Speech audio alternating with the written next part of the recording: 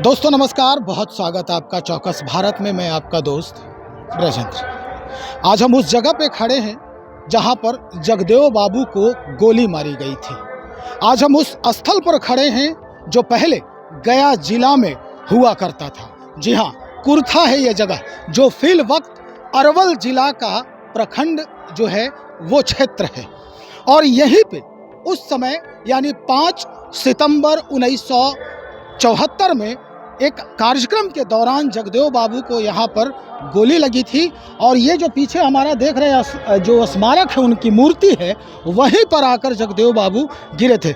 हम अपने सहयोगी से ये गुजारिश करेंगे कि उस जगह को भी दिखाएं जहाँ पर वो कार्यक्रम कर रहे थे और वहीं पर इनके ऊपर, इनके गर्दन के ऊपर गोली चलाई गई थी, जहाँ से भागते हुए वो इस जगह पर आए और यहीं आकर उन्होंने दम तोड़ दिया था।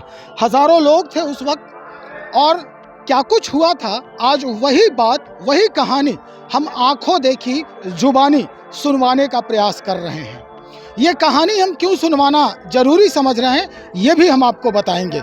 लेकिन पहले हम वो कहानी आपको सुनवाते हैं जब जगदेव बाबू यहाँ कार्यक्रम कर रहे थे और कार्यक्रम के दौरान क्या कुछ घटनाक्रम हुआ, हम सुनवाते हैं। हमारे साथ हारून रशीद मलिक साहब हैं, जानकारी लेने का प्रयास कर रहे हैं। हारून साहब, आप उस समय बच्चे थे, कह रहे थे, आपको जानकारी है, आप वो कार्यक्रम देख रहे थे, आंखों देखी आपकी जो वो घटना है वो थी, क्या हुआ था उस वक्त?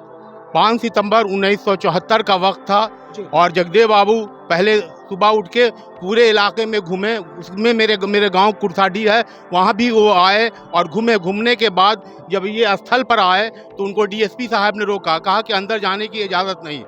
हम लोग चूँकि उनके साथ साथ चल रहा था, सब सारी हरकत को देख रहा था, लेकिन जो ही प्रांगण में, जो ब्लॉक प्रांगण में इंटर करना चाहा, उनको डीएसपी साहब ने रोक दिया। उस पर उन्होंने एक लप्पर चला दिया। लप्पर चलाना था कि दोनों साइड से लाठी गोली और साहब, ये लप्पर जो है कौन चलाया और किस पर चलाया था? ये लप्पर जगदेव बाबू के द्वारा डीएसपी साहब पर चलाया गया था।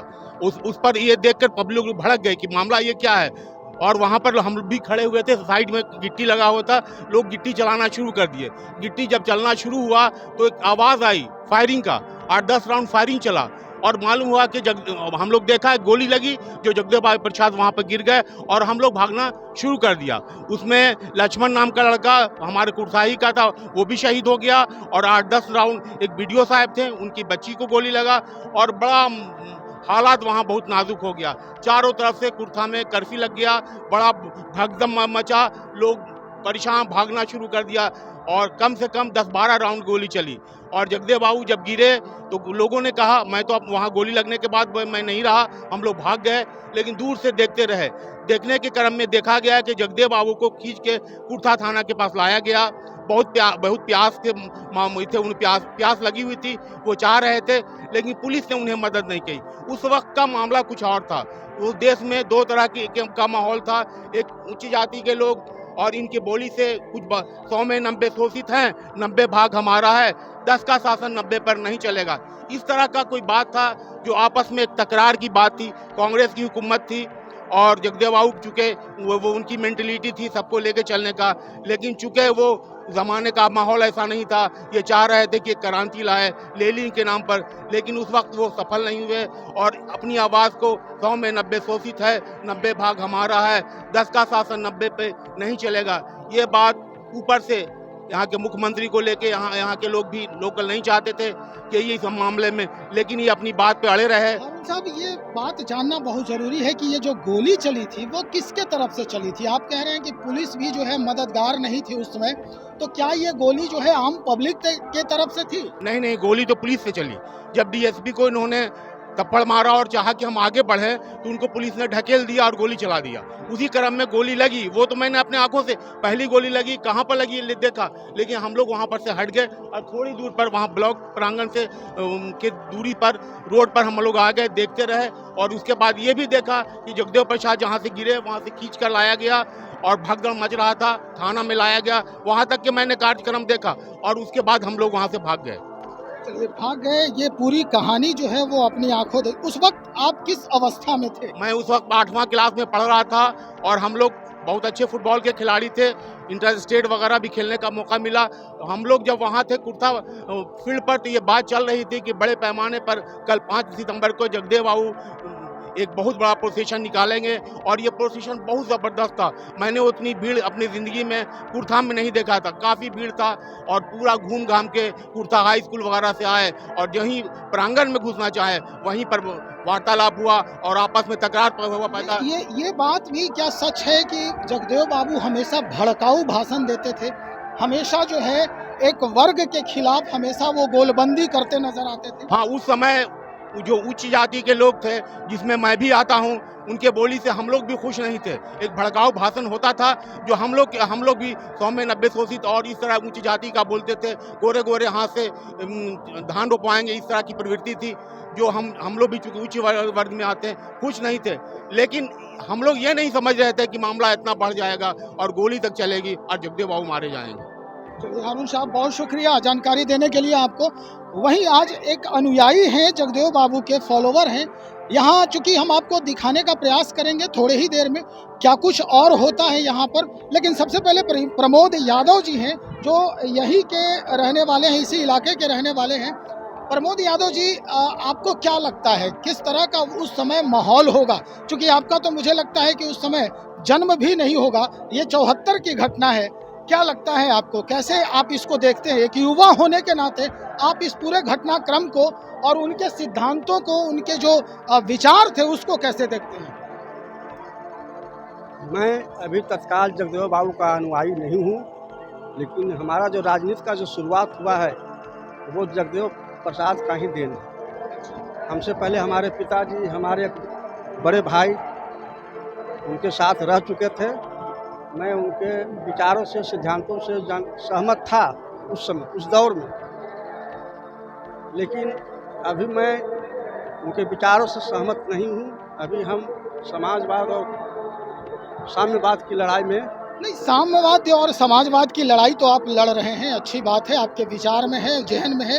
कब प्रस्फुटित होगा ये कहना मुश्किल है, लेकिन एक बात, जो इनके विचार हैं जगदेव बाबू के, क्या उनका ये भी विचार था कि 100 में 90 शोषित है, 90 भाग हमारा है? जो आप भी पढ़े हैं, आप भी जानते हैं, 90 भाग वाले जो हैं वो राज करेंगे। उनका ये भी कहना था कि पहली पीढ़ी जो हमारी है वो मारी जाएगी, दूसरी पीढ़ी जेल जाएगी और तीसरी पीढ़ी राज करेगा। अभी के संदर्भ में अगर हम जानने का प्रयास करें तो क्या इनकी जो तीसरी पीढ़ी है वो राज कर रही है, ये सच है? 100 में 90 की जहाँ तक बात है, हम लोग उसको दूसरे ढंग से अर्थ लगाते हैं। नारा है कि 100 में 90 शोषित है, 90 भाग हमारा है। मैंने कहने का मतलब है कि 100 को आदमी में 90 को शोषित है, गरीब है, पीड़ित है। इसमें जात नहीं हिराया हुआ है। 10 का शासन 90 पर नहीं चलेगा, नहीं करें। शासन करने वाले 10 लोग हैं और 90 लोग शासन नहीं कर पा रहे हैं। इसमें जात का फर्क नहीं किया गया है, लेकिन इसको कुछ उनके विचारों को मानने वाले बढ़ा चढ़ा कर। चलिए कुछ और लोग हैं जिनसे भी हम बातचीत करेंगे। आप यहाँ अनुभवी हैं, इधर कहाँ से आए हैं आप? हम आए हैं कोच प्रखंड से। कोच प्रखंड से, मतलब कोच जो हाईवे पे है। हाँ, चलिए, यहाँ किस लिए आए आप? यहाँ आए हैं, 2 पर मेला लगता है, 2, 3, 4 घर, वही मेला में आ गए हैं। अच्छा।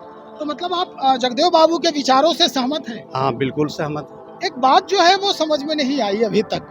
हम कई लोगों से सवाल कर रहे हैं लेकिन वो सही जवाब नहीं दे पा रहे हैं। उनका एक कथन था कि भाई पहली पीढ़ी, दूसरी पीढ़ी, तीसरी पीढ़ी, पहली पीढ़ी मारी जाएगी, दूसरी पीढ़ी जो है वो जेल जाएगी, तीसरी पीढ़ी राज करेगी। आज के संदर्भ में उनकी तीसरी पीढ़ी क्या वाकई में राज कर रही है? कर रही है। अच्छा। आरक्षण भी मिला हुआ है और जो उनका मांग था धीरे धीरे हो ही रहा है। 100 में 90 धीरे धीरे आरक्षण होते होते 10 जो है से आ जाएगा 90 में। अच्छा, वो 90 आएगा? आएगा, जरूर आएगा। अभी देख रहे हैं ना कितना आ गया। लेकिन उन्हीं के जो लाल हैं नागमणि जी, वो बिल्कुल धारा से अलग हो गए हैं, राजनीतिक धारा से अलग हो गए हैं। धारा से अलग हो गए तो वो भी अलग हो गए हैं। देखते थे एक समय वर्चस्व था, चारों सदन में वो घूर के आए, लेकिन अभी कहाँ है? क्यों ऐसा है? क्यों ऐसा है, राजनीति उनका गलत था, नहीं आगे बढ़ पाए। क्या करना चाहिए उनको करना चाहिए था, सबके मिलजुल करके चलना चाहिए था, वो नहीं मिलजुल करके चल पा रहे हैं। तो कोई ऐसा सलाहकार नहीं मिला उनको? सलाहकार मिला होगा नहीं, लेकिन धन से आंधर हो गए, इतने कमा लिए कि अब राजनीति में नहीं उभर रहे हैं। चलिए, तो नागमणि जी के लिए भी एक संदेश है। नागमणि जी हमेशा ये राजनीति का हवाला देते ही रहते हैं, लेकिन उनके लिए ये बड़ा ही अहम और मूल्यवान संदेश हो सकता है कि सबसे पहले तो आप उन अपने अनुयायियों को खुश करने का प्रयास करें, उनसे मिलने जुलने का प्रयास करें जो कभी आपके पिताजी के भी वोटर थे, आपके पिताजी के विचारों के भी वोटर थे, और आपने उन्हें ही दरकिनार कर दिया। शायद यही वजह है कि लोगों ने आपको भी दरकिनार कर दिया है। खैर, आज हम इसी जगह पे हैं, इसी स्थल पर हैं, लोग आ रहे हैं यहाँ। 3 दिन का मेला जो है वो लगा हुआ है। लोग कहते हैं कि भाई कोई जन्म लेता है तो बड़ी धूमधाम से उनकी जन्म मनाई जाती है, जन्मोत्सव मनाई जाती है। वही वजह है कि कुर्था में लोग जो उनके शहादत को दरकिनार करके, उनके ये शहीद जो कहा जाता है कि वो शहीद हुए हैं, उस गम को भुलाकर ये मेला और मातम दोनों को एक साथ मनाने का प्रयास करते हैं। लेकिन मेला जो है उस मातम पर हावी होते दिखता है। यहाँ खुशियाँ ही खुशियाँ नजर आती है चारों तरफ। देखते हैं, और लोगों से हमारी बातचीत होगी इस बाबत, हम और भी जानकारी लेंगे उनके विचारों के बारे में, उनके नारों के बारे में, और फिल वक्त जो उनके नारे थे वो कितना फलीभूत हो रहा है हमारे समाज में, इसको भी लेकर। तब तक इंतजार करें, बने रहें हमारे साथ। बहुत शुक्रिया।